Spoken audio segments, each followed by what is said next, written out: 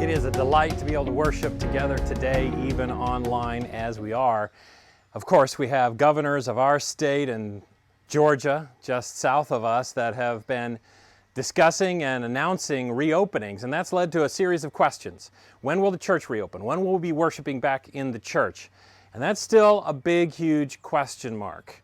You should know that while you can get your hair done in Georgia this weekend or get your nails done next weekend, probably here in Tennessee, that is under the assumption of social distancing precautions. And so churches are not included on that same list of reopenings. We have followed the guidance of our community leaders and our Georgia Cumberland Conference administrators who are suggesting, and we have voted by our board, we will remain closed through the 17th of May.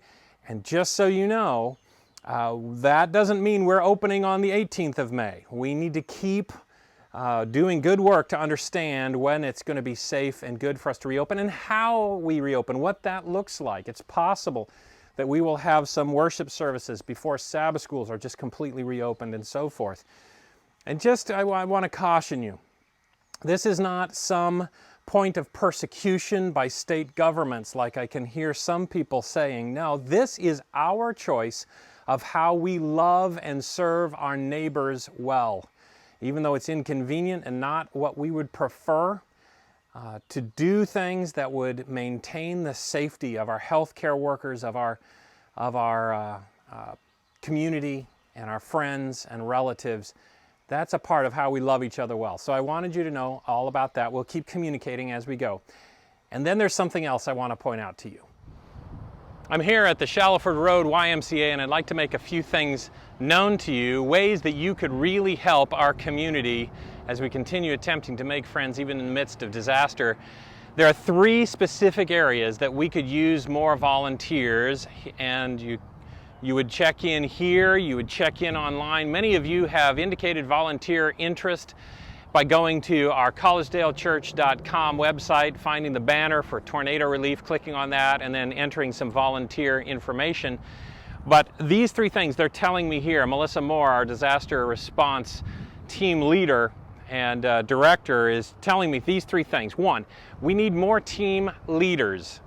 Go online, indicate your willingness to be a team leader. Maybe you've been a team leader already. One of the frustrations or challenges is that primarily we have teams going out that are made up of church members, and we have a lot of volunteers indicating an interest in volunteerism here that need a team leader, but they don't have a group. And so we need team leaders who are courageous enough to say, I'm going to actually make use of this as an opportunity to network in our community and make some new friends. You can still have 4 or 5 friends come along with you from our church, but they need team leaders that will organize groups of individuals that may not be from our church, may not be Christians, maybe just community members, but right now their heart is moved to engage, and what an opportunity to make friends in our community. The second volunteer opportunity is for those individuals that have some skills specific to chainsaw management and bringing and leading the chainsaw portion of these crews. We look for at least 3 individuals who have that expertise to come to on each crew. And that may not be that a technician of a chainsaw is the same thing as a group leader. Sometimes it is. So again, indicate that you have the capacity to run a chainsaw, you have some expertise there, and that would be helpful to our groups as well. And the third area, we still need individuals willing to go out into our community who have an empathetic interest in connecting, to canvass neighborhoods with forms, interacting with the homeowners there to determine really the needs that they have. We still have a need for those that be willing to canvass those homes door to door. And if you have a group of 5, 6, 8, 10 individuals that you know of that you'd love to do something kind of together while maintaining that social distance, we could use you as a group because it's great to canvass a neighborhood with a group that goes together. These 3 ways, we hope that you will respond.